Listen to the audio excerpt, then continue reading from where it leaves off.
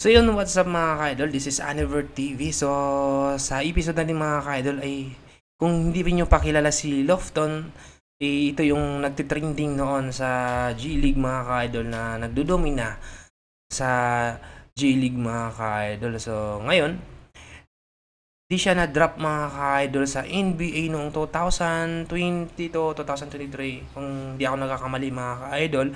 Ay ngayon ay kinuha na siya ng Memphis mga ka-idol. So pinapirma na po siya ng kontrata. So alamin natin ngayon kung gaano ba to ka-legit mga ka-idol. So ang video na ito mga ka-idol ay galing kay Gods Descendants mga ka-idol. Syempre kung gusto niyo ng ganitong content, bisitahin niyo lang kanyang YouTube channel, Gods Descendants. At marami pong mga content na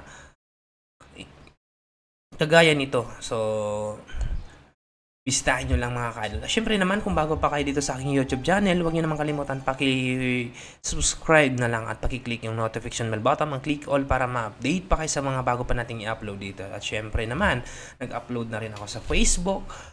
At kung doon kayo nanood, paki-follow na lang at paki-like yung mismong video. Malaking tulong po yun para sa akin. So, actually mga ka-idol, bago ito si Lofton na napunta sa Memphis mga ka-idol, ay meron pa itong napuntahan na team na pinapirma siya ng 10-day contract mga ka-idol. So ngayon, bigla siyang nawala at yun ay bumalik na naman at pinapirma na dito sa Memphis. So alamin natin sa video na ito. At yun, sabayan mo ako para mas lalo pa nating maintindihan. So ipi-play na natin.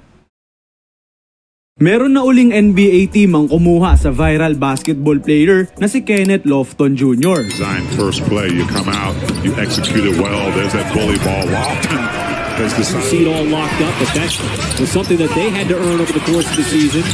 As Lofton inside. Matapos mag-retire ang kanilang veteran forward na si Otto Porter Jr. ay agad binigyan ng kontrata ng Utah Jazz ang 6'7" bulldozer na ito. Binigyan siya ng team from Salt Lake City ng isang 3-year non-guaranteed contract. That means na matatanggap ng buo nila. So mga ka-idol, pinapirma pala ito ng Utah Jazz noon. So yun, sabi ni Idol na nakapirma ng kontrata sa Utah Jazz ng 10-day contract ata. So yun, hindi ko sigurado. So para masigurado tayo, alamin natin dito sa video na ito.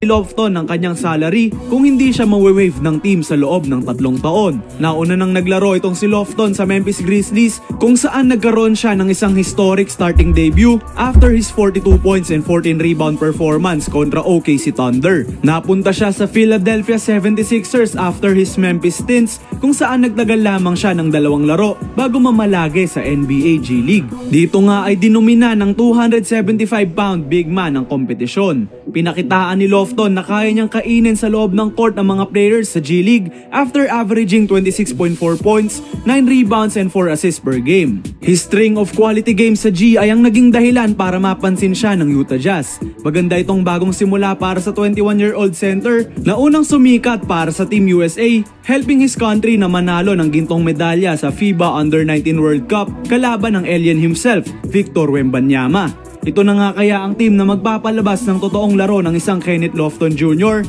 Abangan natin yan sa mga susunod na buwan, Goat Fam. So yun, subscribe na rin si Gods Descendants. And speaking of Utah Jazz, nagretiro na ang kanilang veteran forward na si Otto Porter Jr. Unang pumasok ang 6'9" wing player na ito sa NBA noong 2013 bilang 3rd overall pick ng Washington Wizards. He was known as a big forward who can space the floor and defend multiple positions sa loob ng court. Naging mataas nga ang recognition kay Porter nang maglaro siya para sa Golden State Warriors na tinulungan niyang manalo ng kampyonato noong 2022. Sa 19 games niya in that year's playoffs ay nagtala si Otto ng 5.4 points, 3.4 rebounds and 1.8 assists per game.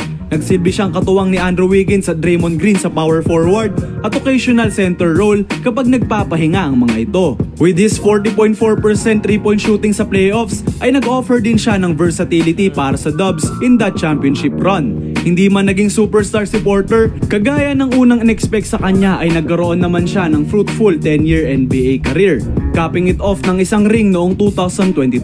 Naglaro siya para sa teams ng Washington, Chicago, Orlando Magic, Golden State, Toronto Raptors at Utah Jazz bago magretiro kamakailan lang. Happy retirement para sa 30-year-old NBA veteran na si Otto Porter Jr.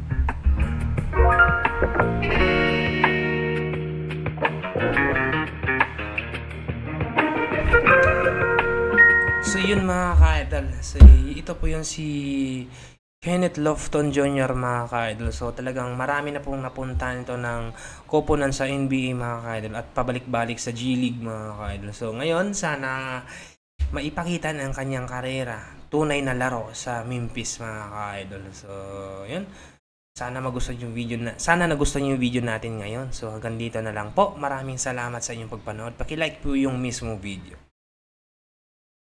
See you.